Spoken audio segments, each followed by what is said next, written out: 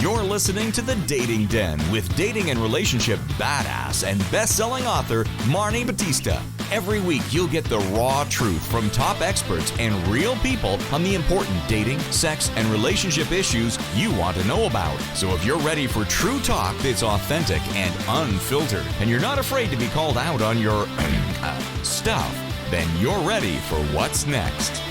The Dating Den with Chris Gillis. How much internet stalking should you do before you go on a date with someone new? Ladies, welcome on in. It's exciting times here in the Dating Den. I say this because as we speak, my cat Fergus is trying to get into my bathroom cupboard to play with Q-tips, which is always an exciting happening here at the Den. But But even more than that, I have Chris Gillis here, and oh my gosh, I did say I wasn't excited about Michelle, and I did say I didn't want to watch, yet, like a moth to the flame, I'm back. So we had the premiere last night. I'm excited for the lessons that are going to be showing up here. I think there are a lot of things that we can learn from what happened, and the first thing is, and I think this is a really important thing, is so many women, they're listening to this show, whether it's dating or a job interview or whatever it is, or meeting someone's parents or family or kids, they're like, just be yourself. Sure. And then it's like, how do you, if you don't really know what yourself is, and then what's the fine line of like having a plan? Like if you're going to meet your dude's parents or kids and you know that they love, I don't know, Cabbage Patch Dolls, which dates me, but like whatever, and you're like, I'm going to bring them a Cabbage Patch doll, right? Or whatever it is. Does that make you like too, okay. Yeah, is that like extra? Is that too much? Like, so I'm curious, like, what do you think? Because in the show, there's a dude who goes in and he's, done a ton of research and he's got strategy and all that stuff. But what do you think about the fine line between being yourself and also being prepared? Great question. Before I jump into that, it's always fun for me at least to look at where Marni starts with the season and where Marni ends. And I had a question for you. So are there any guys, I want to know how, because I like testing your picker and seeing how accurate it is. And then we can look at, it's like fantasy football week. And then I can see like how close you were to picking the winners. Are there any guys that got you excited, that jumped out on you? What are your like first impressions on where do you think this train's gonna land? And what are your predictions? Well, because I told you this, but I didn't tell our audience. I was trying to get some dirt on Bachelor in Paradise, and I thought Reality Steve is like the resource. So I Googled some Reality Steve shit, and as I was skimming through, I was like, where's the stuff about Paradise? I saw who she picks. I know who wins, which is the first time in like, I don't know, 20 years, however long it's been on. So I know who wins. And so that being said, nobody stands out to me. Nobody stands out. No, I don't. Even with that said, even though with your secretly colored, clairvoyant future picker, there wasn't anybody that jumped out. Go, wow, that looks like a really good guy. You don't have an. No, I feel like I think she really thinks the guy who had his head on a table is cool. I think she likes that guy. What did you think of that guy? I don't know, Chris. I don't know. Here's the thing. This is what I want our listeners to take away from this conversation. I don't know. Like, I think we talk about first impressions. Yeah. And I think that they're all nervous. I think that I've watched the show in the past and thought nobody really like gets me excited on the opening night. And then once they start going on dates and kind of being like not wearing goofy suits and, doing stupid, like bad pickup lines. Prop humor. Yeah, prop humor. Then I start to get to know them. And I think that that's a really important lesson, right? Because when somebody makes that first impression, that's often not their best impression. because they're nervous or because they're uncomfortable or because their friend told them, when you go on a date, women like to hear this and they're like, oh, okay. And then they're like complimenting you overly a lot on your hair and your clothes. And you're like, that was weird. But it's like that guy's just divorced and his friend told him women love compliments, So, so I think, it's like, that's why I tell people to go on at least 3 dates unless they're screaming red flags. And in this episode, there is a guy who has a screaming red flag to her, and so she ditches him. And then there's another guy, and I think this is an interesting and relevant topic, although not on your list. She meets a guy in person who has been in her DMs on Instagram, and they're flirting back and forth. We don't know how extensively, but then he ghosted her, and now he's coming back around and wants to meet. And this happens all the time. In fact, one of my clients who's been married now for a couple of years, her guy that she married, first she started talking to him on an app, and then he ghosted, and then like 6 months later he came back around, and she was like, hey, like I'm looking for this, and that wasn't cool. And, and what's interesting is in the show, the dude explained his situation, like I wasn't in a good place right now. I was really upset about what was going on in our culture, in our community at that time. And I was a little disappointed that she didn't acknowledge it. She was sort of like, yeah, but still, like, communication is really important to me, and you could have blah, blah, blah. So I feel like he was being very vulnerable and apologizing, and she didn't really accept the apology. So she was like, yeah, we'll see. And with my client, he was like, yeah, I was just getting out of a long-term relationship, and I really wasn't ready to commit to something at the time. And now I'm in a place where I'm like really available and excited to meet you, and I'd love to try again. Yeah. And my client was like, okay, sure. And meaning that, like, show me, don't tell me. Right. And so I think Michelle could have done that a little more warmly, but she was more like, you're on notice. Yes. Dude, she's great at that. And that's and when I was asking, like, what are some long-term predictions? That's one thing I'm curious to see how hard I can tell she's got like a teacher. She's fucking fantastic at letting people know, hey, your name's on the board. Right.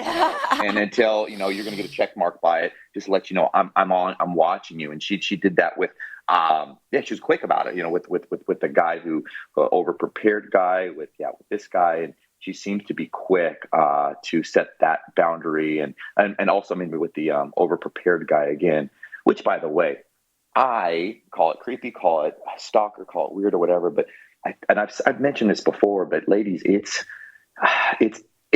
can be, the guy shouldn't be, staring at doing surveillance with binoculars or anything, but it is normal. And I think a lot of gals do it too. They do a little internet sleuthing or research and try to figure out, a little bit about the person or whatnot. But if I know that oftentimes when we really, really like a girl, then we will dig, we'll do a little bit of asking around or digging or whatever to try to figure out, or at least try to ascertain off their social media what they're into. And, they like ice cream. There's a bunch of ice cream photos, and try to ask them questions to put them in the best light. So that is, it's an interesting thing.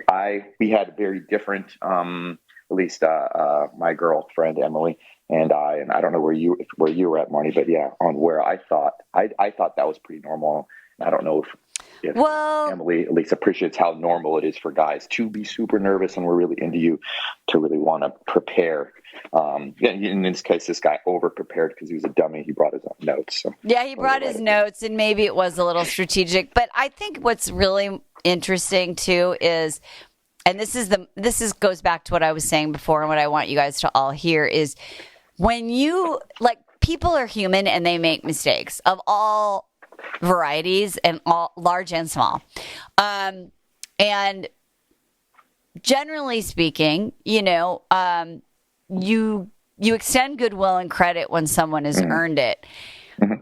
And so in this instance, he made a big first impression, right? Like he drove up in an ice cream truck. They had chemistry. They had a nice conversation. He swept her away to get some ice cream. She had butterflies, all those things. Where we can really see who a person is how they react to somebody saying, I'm confused about this. And what this guy did was, I think his name was Ryan, he was defensive, and he also probably wasn't being honest because his words and actions didn't line up. And so that activates in your brain, I don't trust you triggers, right? Your little lizard brain goes, whoop, no. And it's really hard not to project your past betrayals onto that person. And so perhaps, and I don't think this person probably could have recovered because of the story, the line they presented. But if he would have said, you know what, you're right. I came on here. I didn't watch the show a lot. I did want to get exposure. And also, I'm really into you. Yeah. Busted. Because we have seen two men do that on the show. Way back, Jed from Hannah Brown's season, she's like, I heard you want to just get followers and be a famous country singer. And he's like, true that, but also I like you. We saw Thomas get called out in Katie's season for wanting to be the Bachelor. And he was like, yeah, okay, I admit it. I did think about it. Now, they both got booted in the end. I mean, Jed won, but ends up losing in the end. But that's the thing, right? Is like if your human frailty and your human ego gets exposed, fall on the sword. You know, because being defensive, we all can pick up on that vibe. And the ending might be the same. Like you might not get a second chance. However, you leave that knowing that you were honest. You know, you got busted. So I think Ryan could have just said, yeah, busted. I fucked up, you know? And so I'm okay with her, you know, saying goodbye to him. I love that a guy will find out what kind of ice cream I like or whatever it is. I always, to be honest, I encourage women not to go stalking around the internet when they're going to meet someone, because it's fake news, so to speak. So I would rather you just go and, you know, give yourself the opportunity to really connect with the person.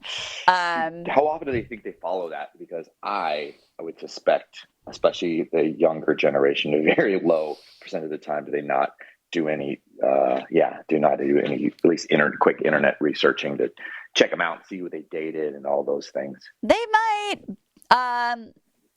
I don't know. I just think that your brain is constantly trying to make meaning and stories. Trying to collect evidence for your limiting beliefs that you have. And so whether you do it or you don't, just remember that if you can at least be aware of however you see it may not be the whole truth.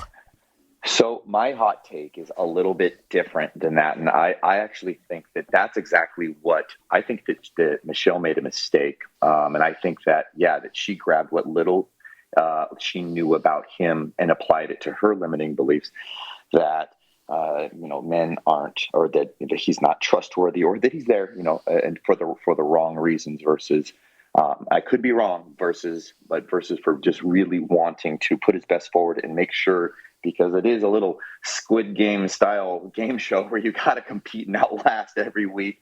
And to do that, you got, big guys jumping in and interrupting you and all sorts of weird strategy going on. And I did not get the sense that the guy was a Thomas character, for example. We saw Thomas, like, this guy's just, saying based. We didn't get to know him. Like, we didn't get to know if he was or he wasn't. They said he came off as kind of cocky. So, I don't know. I don't know. And he's a handsome guy. I mean, like, I think the other message is, like, in my own, like, I want him to be a winner chicken dinner, because he's handsome and he seems funny and smart and all of those things. So as a viewer, I'm like, oh, don't get off the cute guy, right? And we do that when we're dating. We're like, oh, but he's so cute and nice, and, like, I don't want him to be a jerk. So she trusted her gut. She's got 30, like a bazillion dudes, and she had to. Now, let's talk about this, though, because I think this is really a mistake also, is the time suck. And this is what happened. So she ends up putting a lot of her time and energy into the guy who she already knew, sort of going into it, probably wasn't going to be her guy. She spends a lot of time. And what happens as a real result is she doesn't have time to meet or spend time or energy with the guys that are interested in her. And I think that what happens in real life is we energetically, emotionally, like even with our actual physical time, spend so much energy into what we don't want. Yeah. What's wrong? The drama, the can you believe? And then our brain and our heart and our energy gets so focused on what we don't want. Someone said once, I think it was Mary Morrissey, it was like, what you put your attention on, the universe hears as your intention. And it's like, girl, like there were 29 men that wanted to just have a conversation with you, but you spent like 3 or 4 hours with the guy who you booted. So I think when you're dating, it's really important to remember that the good guys are out there. And so for you who are too busy in the drama of your life, even if it's not a guy, to answer that one message from the good guy who was just like, hey, how was your day? Or I'd love to meet up with you or whatever. And you're like, I'm too busy. Work sucks. And, or I can't believe that one guy never called me back. And I'm so pissed. Right. And then you're like missing out on these opportunities. And so ladies, like, let it bless and release. Let them go and make sure that you don't disproportionately spend your time on what you don't want. It's like just spending your time on analyzing why you believe somebody is hurting you, and again, I emphasize why you believe someone is hurting you, because it could just, like, for example, the guy who ghosted her. I'm sure that that took up a lot of her mind share. I guarantee it. When she saw that motherfucker walk through there, she was like, I can't believe it. And the next guy comes up. I bet you the next guy did not get her 100% presence and her attention when he was there. And I see it time and time again with my gal pals when I'm talking to them about dating, and they're just so fucking obsessed. We'll be at a bar or something. I'm there to help them meet. Help them. Be their wingman and help them meet dudes. And instead, while they're, good-looking guys are coming by, checking her out and trying to figure out if we're friends or what's going on, they're like, all they do is fucking going on and on about how some guy ghosted them. I can't believe it. Or what do you think this means? And, showing me their social media and traipse in really pasting together their story of why, with their vulnerabilities and their negative patterns, and why that, it must mean it's because they're not good enough or whatnot. So it is so important, gals, ladies, anybody listening to this, that's why, our mental health, it comes through and clouds everything. And I think that's what happened again. With the Michelle thing, it's when we can get super clear on being like, nope, this is what it is, and just move on, versus having that, maybe, I don't know. And just, and try to patch some story together that may or may not be true. Yeah, 100%. So that being said, let's go back to the other question, which is like, how do what's the fine line between being yourself and coming in with a plan? I just want to make sure that, what's your answer for, like, what is that fine line of being yourself? Right. Yeah. And it's crazy because I often think, like, when I'm trying to suss through something, I'll go black and white terms, like, okay, being yourself. Sure. 95% of the time, Marni and me, we're, in comfortable clothes and no makeup on and hanging out, and that's who we're going to be, that's eventually they're going to be, versus like, okay. And, or, doing all the gross things guys do, but I do think that, but we do want to put our best foot forward. And the same thing, I'm really glad you mentioned, hey, don't fucking spend your time putting any value on social media, because that's really not who they are. Right. Especially, that's not their problems. That's not that's their representative. And oftentimes in dating, we send out our representative. And I think, how much of your representative are you going to actually, how much is he going to actually represent who you really are? And most of the time it's actually, we like you. We're super nervous. So, story long. It's, I'm like still trying to. I think it's suss through it. Well, I think it's about being. To me, it's about being authentic, and the way that you get prepared is. Well, I tell my clients, like, ground yourself before you go on the date, whether it's meditation or listening to music. Like, ground yourself to yourself, right? Like, have a moment where you're in your body and not in your head, and then when you're going on a date, like, break it down into ways that you can win that are in your control. So even if he's not your match, it's still fun or a win for you. So it's like, I'm going to practice being curious on this date. I'm going to practice making eye contact on this date. I'm going to practice being open, or like being comfortable with there being silence, so that let's see if he jumps in and asks me a question. If you just pick 2 or 3 things and say, I'm going to practice being a better version of me tonight, and maybe it'll be your guy and maybe it won't, but that way, like, you are making an experience of being you amplified, which usually works anyway, but you'll have a great experience because you were in your process of your own development and growth. And so I think that kind of preparation is awesome. And really being present while you're there. So what are the things you need to do to remember to be present and prepare that way? Don't be rushed before the date. Don't plan 14 things before. He would plan like 3 dates in a row. I'm not kidding you. Like literally 3 dates in a row, 2 hours each one. Okay, he would pretend he had to leave and he would just go to the bathroom. The girl would go by, he'd come right back to the same spot and just plan it all out like a machine. It was bananas. That is bananas. Yeah. Bananas. What's that song? Bananas. Yeah. But then it comes down to, how, the V word again, how vulnerable do we want to be on these dates? And when somebody asks you a question, how much do you really want to go into it, versus just brush on it and, because it's again every fucking season, man. The guy who is vulnerable ends up getting that first impression. Oh yeah. And the second one, it's always it never ends. What's the guy? Was it Nate that was the one who got it right? Nate, Nayte. Yeah, Nate. Nasty Nate. Yeah. Nate. All right. And let's talk about this before we end for today. This was interesting. So.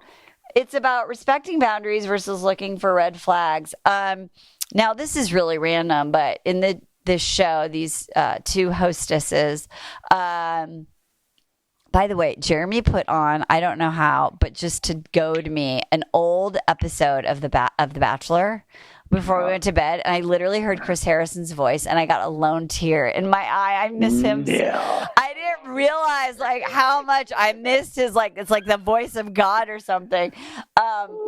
Anyway, so in the show, these 2 young ladies are going to go check out the guys for our Bachelorette Michelle, and they do that by going through their stuff. Now, at the beginning, I thought they were just going in the hotel room and casually observing and being like, oh, isn't that cute? He lines up his toothpaste and his dental floss. Or, look, he hangs up all his clothes. Or, wow, he made his hotel bed. I was not aware that it was like, open up your suitcase and leave. I'm going to rifle through your shit. Yeah. Which, I don't really think that's a great idea. But I will say this. Yesterday, I recorded an amazing episode with a woman who's a boundary expert, and we were talking about things like going through somebody's phone. And I think that there are those moments where, you slept over at some guy's house that you've known for a month or so, and he's like, let me go grab coffee. And you're like, okay. And then you're in his place and you're like, What's in his side drawer? What's in his side drawer? Holy moly. And it's like, are you looking for a red flag? Like, what's the motivation there? And so I would say don't do it. I do remember when I was dating Johnny Locke way back, and I went to seduce. He was dating someone else, and I went to try and go win him back through sex, basically, and coffee.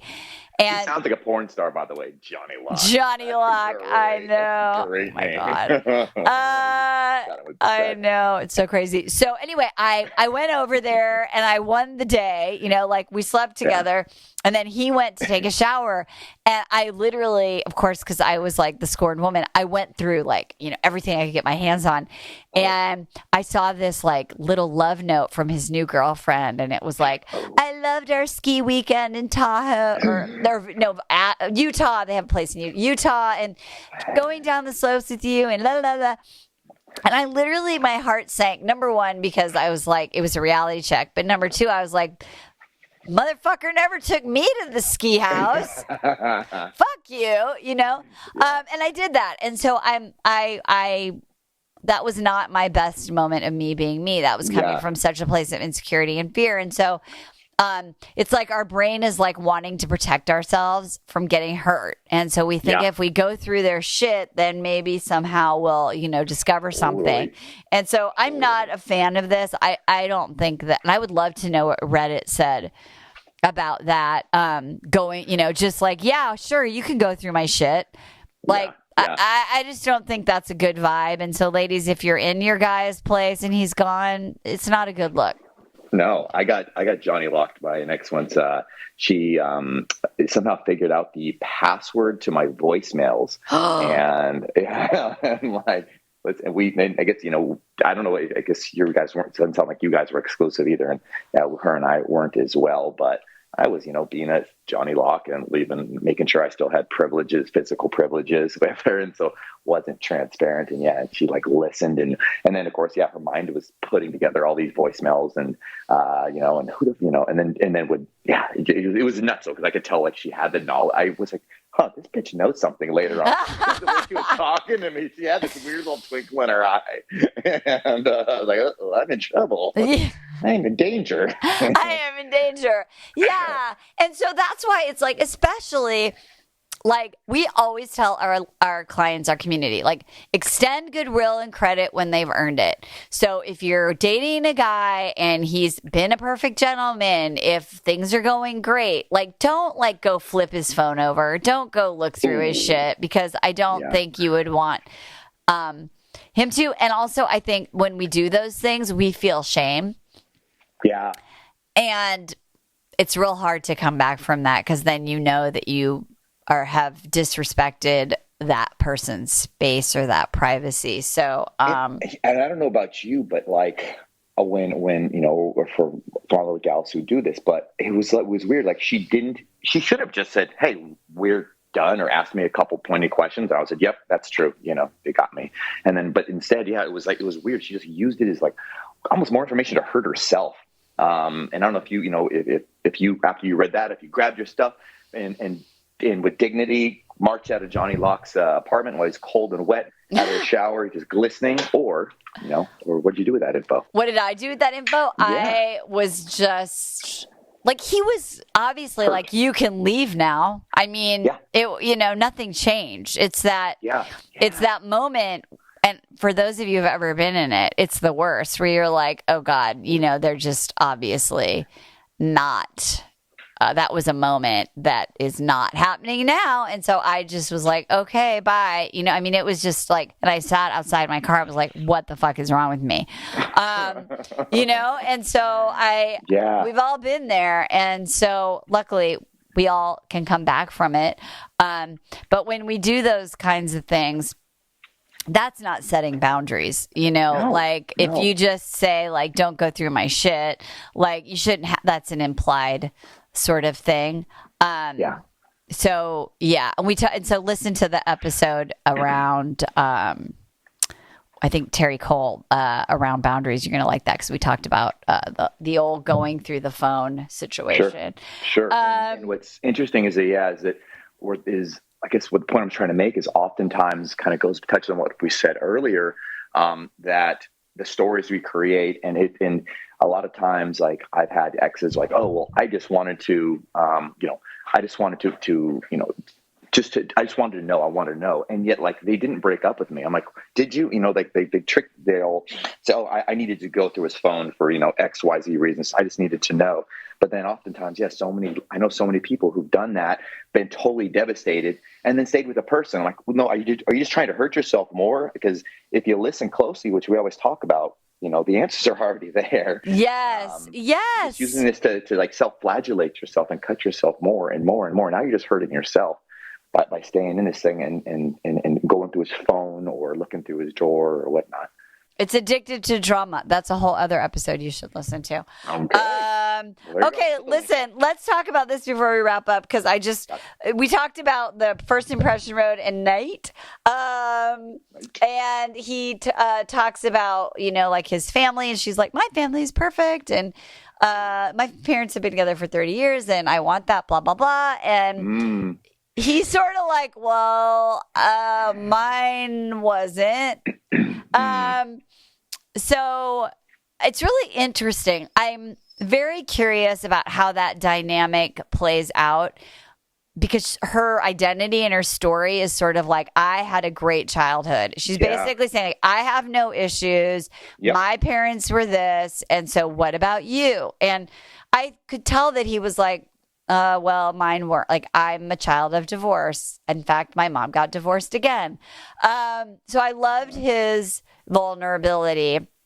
I hope that she doesn't come up so strong on the, like, my family was perfect, that someone doesn't feel comfortable or feels less than because they didn't have that experience. So we'll see what happens. I just realized what this topic and what this is really about. I think it's really about when someone is saying that, and the truth, because look, either way you cut it, relationships are always hard. And I think just with Nate, because I'm thinking about this, man, I have so many friends, they're so frustrated, and they're like, I had the perfect upbringing. My family was perfect. My dad and dad, they never yelled at each other. And now that I'm thinking about it, Marni, I'm thinking, man, it's almost harder, because if they grew up believing that bullshit, then they're creating a fantasy. Yes. Fairy tale fantasy. And then they're every time, oh, like, wait a second, that must not be right. I yelled it. I got to fight it. I yelled at my friend. My mom never yelled at dad. This must not be the one for me. And where it's truth, it could just oftentimes, I'm sure it's oftentimes that the parents here, they were just really good at shielding and protecting and hiding and closing the door, or scream or whisper screaming at each other. But there's definitely no one's family's perfect. But it's so interesting, that especially in Los Angeles out here, I do have so many friends who are like, no, Chris, I'm not like you. My family, I had a great family. They're obsessed with each other. I'm like, but they have nothing bad or no difficulty, and they think it all should be a cakewalk. Well, so Michelle, but there's no such thing. I mean, I would say I have a great family, but I know that, like, there's certain my own issues that, like, got transmitted to my children. I mean, it's impossible. What I'm interested in too is her little poem that she did at the end, where she's like, I never didn't ask to the prom. I didn't, people love me for basketball, but not, I was never like a girl's girl. Yeah.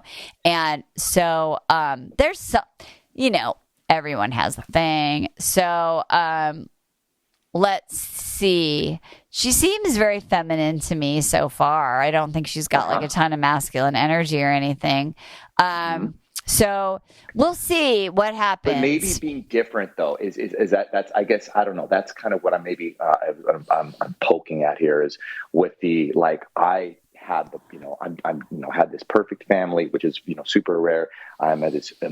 She said, she was like, in her poem, she's like, there was no one like me. Yeah.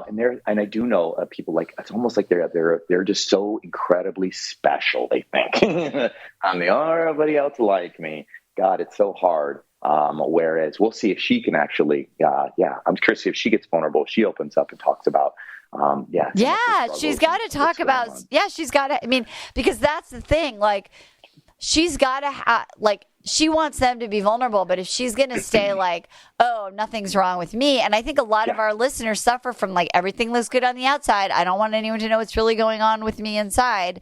Let's see, like, what is going on with her underneath? What are her vulnerabilities? Because a lot of these other people have shared some insights, and that always makes us drawn to them more, whether it's, Paradise, Riley and Marissa, or, like those are the moments where we connect to them as people and as characters, because it is a show. All right. Well, next week will be the last time we have our live at Tabor Street viewing party. I know, but it's going to be so great, because then we're going to be doing it all around. I feel confident.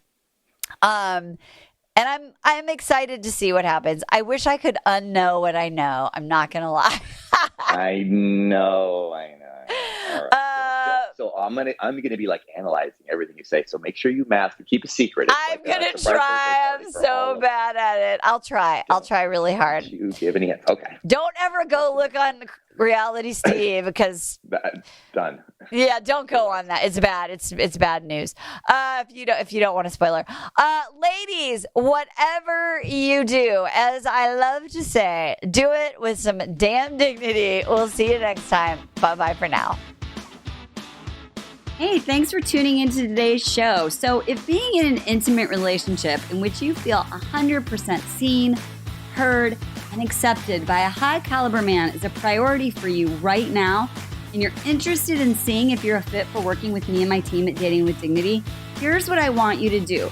Just head over to DWD VIP, that's D as in dating, W, D as in dating, VIP.com, and book a call to speak with my team. We'll get on the phone with you for about 60 minutes, and you'll get crystal clear on what's stopping you from finding true love right now. We'll also take a look at what you want to create, what you want your whole life to look like when you're able to finally be fully expressed as a woman in a healthy relationship with an incredible guy.